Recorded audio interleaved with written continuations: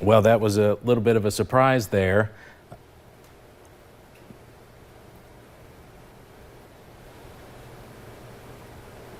All right, that was a little bit of a surprise there at the end of Governor Beshear's news conference. I hadn't even seen that yet. That was a public service announcement that Shaping Our Appalachian Region, or SOAR, has been working on. They asked me to be part of it. I was honored to do that. Featured a lot of Eastern Kentuckians, so almost got a little emotional watching that.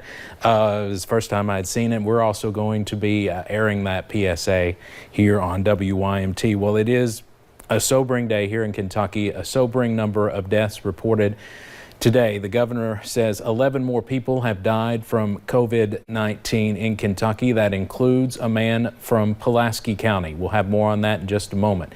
Now, there are 100 new cases in the Bluegrass, bringing the total to 770.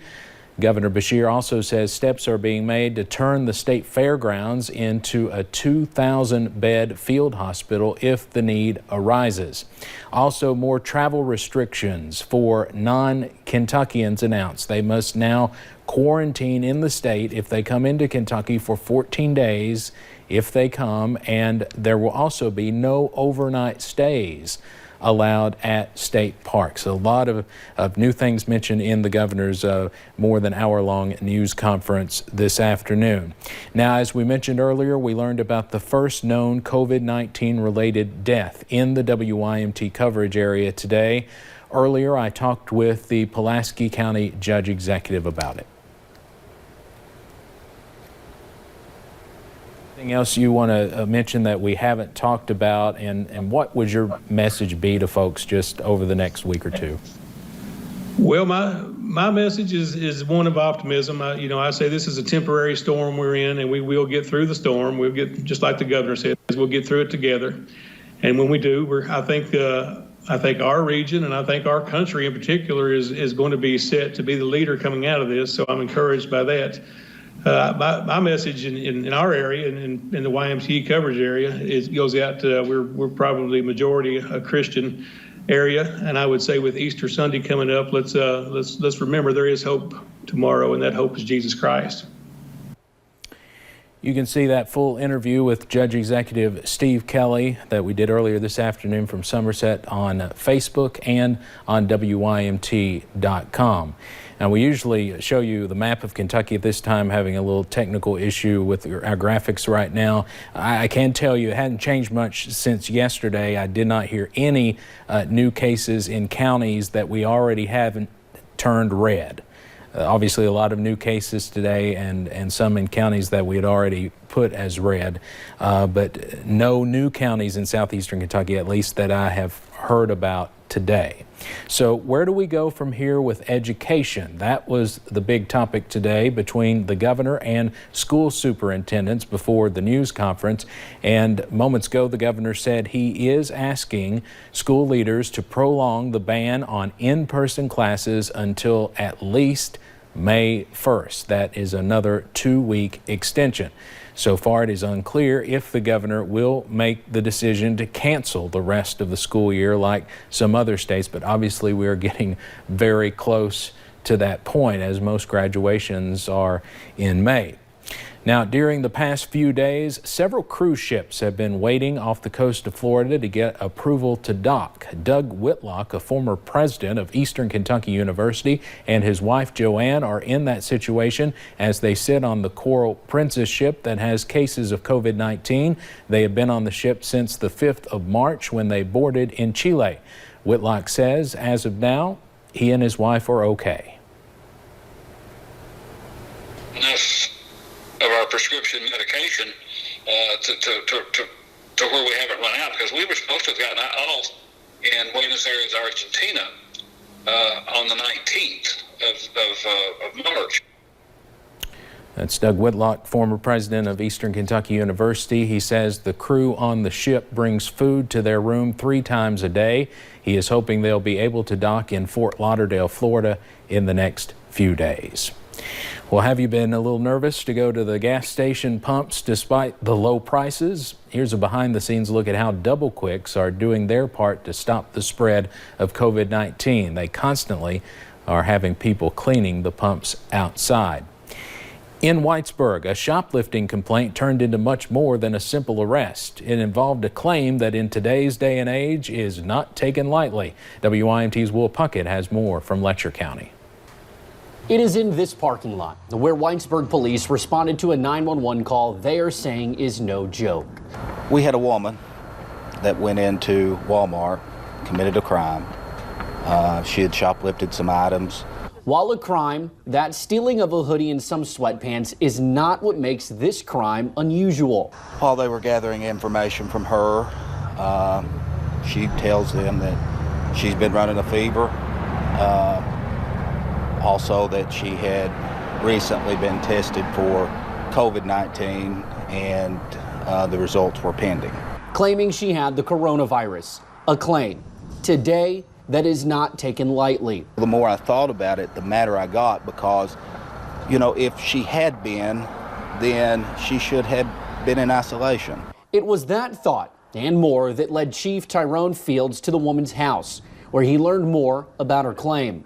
We got the confirmation that she hasn't been tested. She hasn't been to the hospital since 2017. A relief for all involved, but a claim that Fields says will carry more than just criminal charges. In Letcher County, Will Puckett, WYMT Mountain News. Fields did not go into detail as to what charges might be filed. He did say he expects them to come down tonight and an arrest to follow shortly after.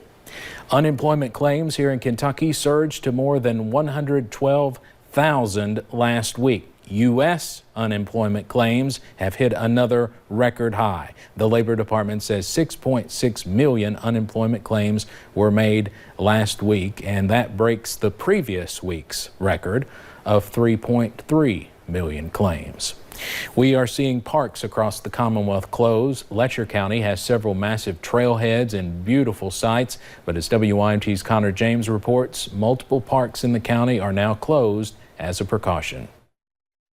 Yeah, now there are a handful of things that are opened and a handful of things that are closed. For example, one of the things open is the beautiful overlooks on top of Pine Mountain. One of the things closed is Bad Branch Falls. The state closed Bad Branch Falls on Tuesday after seeing a high number of people over the weekend. They say there were cars packing the parking lot and cars even going alongside the highway. They believe a lot of people came here because a handful of other parks across the state had also closed down, on top of the fact that there's a lot of people out here wanting to take advantage of the beautiful days. I do say there are areas still open though. For example, Fish Pond Lake is open to fishers and people who are walking. They did close down the RV park and the picnic shelters though. Myself and the parks, everyone was concerned about the health of the people and just trying to limit this spread of this virus that has turned our world upside down. Now, on top of parks, Terry did want to make mention that at grocery stores, they have signed an executive order limiting it to one person in stores. If you do have a smaller kid, though, that kid has to be in the cart with you. They can't be out and walking around. And he does say he looks forward to when these parks reopen. I'm in Letcher County. Connor James, WYMT Mountain News. Officials here in Perry County announced the Perry County Fair will be canceled this year. The fair that it usually occurs on the third week in June will not happen because of COVID-19 concerns. Perry County Judge Executive Scott Alexander says it was a saddening decision, but with the current circumstances, just had to be done. Just with everything going on with the virus, not being able to meet and do the planning and putting more focus just back on the community and the citizens. Alexander says plans about community get-togethers will be discussed when it is safe to be together again. Now to some other difficult news tonight. A Pike County woman is dead days after her family reported her missing. Now the people who love her are trying to understand why. Police in South Carolina say Anthony Hall admitted to killing Jody Stapleton. WYMT's Buddy Forbes spoke to one of her friends who says she was his go-to for everything, and now he is just in shock. What started as a missing persons report? I seen the notification that the state police were looking for her, and I just thought it was an April Fool's joke. Quickly became a nightmare for the loved ones of Jody Stapleton. The world's not going to be the same without her. Kentucky State Police say Stapleton was killed in Menifee County by her boyfriend, who then ran to South Carolina, where he was later arrested and admitted to her murder. And now that her loved ones know where she was, they are left to grapple with why this happened. The world's going to be a bleak place without her in it. But they do not want what happened to be how she is remembered. I don't want Jody to be remembered as a statistic. She's more than that. Her life meant more than that. Because who she was? First and foremost, Jody was a mother. Her son, Bryce, meant the world to her. And how she loved. That's Jody, a loving mother, great friend, devoted daughter. Is what her story is really about. In Pike County, Buddy Forbes, WYMT Mountain News. Many reached out to our reporter sharing stories about Jody. They say they are heartbroken about the news and want to be available for her family during this time. Monday is the deadline for former Eric C. Conn clients to apply for settlement benefits. Attorney Ned Pillersdorf says any former client who has received notification from the Social Security Administration that their benefits are under review should act immediately. He says hundreds of people stand to benefit from this settlement, but many have not responded.